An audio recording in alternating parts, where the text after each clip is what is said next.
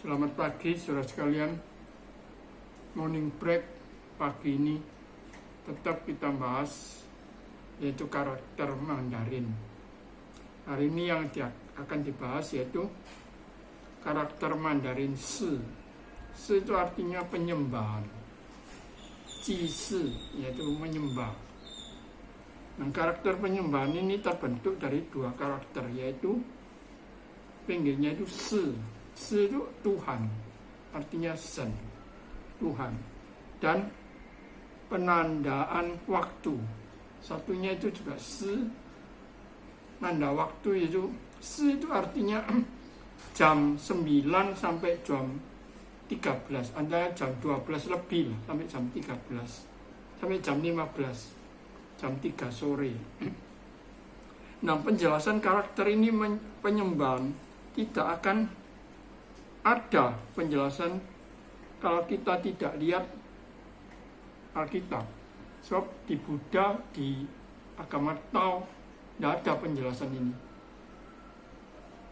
Karena hanya di Alkitab ada jawaban terkait ini. Penyembahan sejati, yaitu wujud dari ketaatan Yesus pada Allah dengan pengorbanan dirinya dan mati di atas kayu salib. Itu tercatat, yaitu karakter Si, yaitu Tuhan Yesus kan mati di atas kayu salib kira-kira jam itu adalah penunjuk waktu di mana Yesus mengorbankan dirinya di atas kayu salib.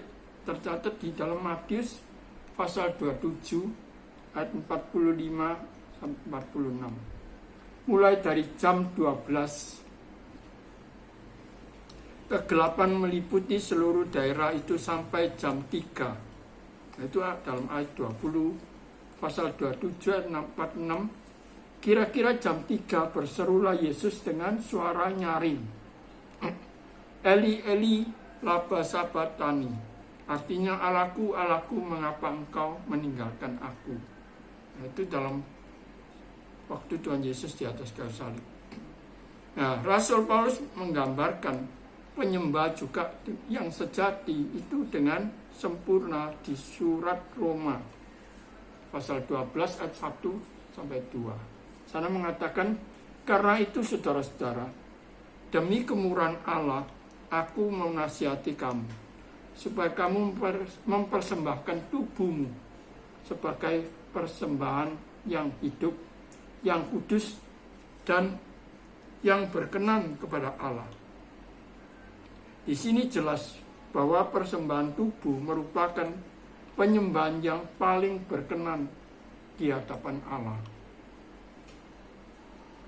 Dengan kata lain, kita harus berserah diri dan menyerah kepada sesuatu kepadanya. Seperti hanya korban binatang yang dipersembahkan di atas altar. Bagaimana caranya? Bagian ini mengatakan dengan jelas perubahan dan pembaruan budimu. Setiap hari kita memperbarui akal budi kita dengan membersihkan diri dari ragi dunia dan mengisinya dengan kebenaran Alkitab. Kita menyembahnya dengan pikiran yang sudah diperbarui dan kemurnian, bukan dengan emosi semata. Penyembahan sejati adalah penyembahan yang berpusat pada Allah semata. Jadi sekalian, Yesus mengatakan para penyembah sejati akan menyembah Allah dan dalam roh dan kebenaran. Itu dicatat di dalam Yohanes pasal 4 ayat 24. Ini berarti kita menyembah Allah dari lubuk hati kita yang terdalam melalui jalan yang telah Allah sediakan.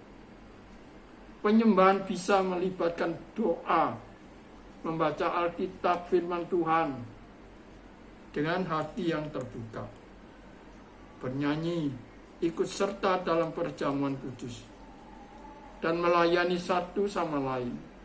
Penyembahan tidak terbatas hanya pada suatu kegiatan, tapi yang penting dilakukan dengan sikap dan motivasi hati yang benar.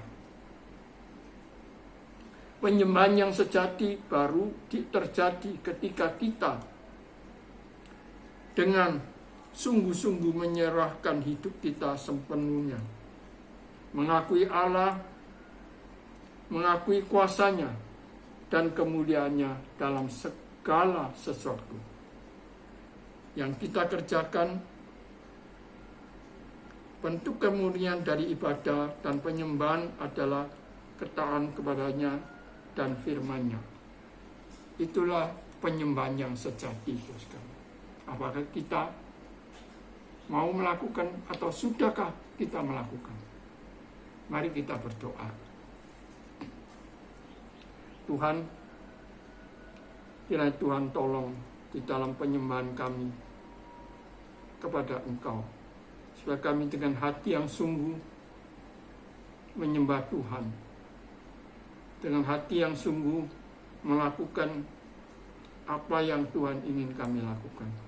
Tolong Tuhan, kuduskanlah kami, sehingga penyembahan kami berkenan di hadirat-Mu. Inilah doa kami yang kami panjatkan hanya dalam nama Tuhan Yesus. Amin.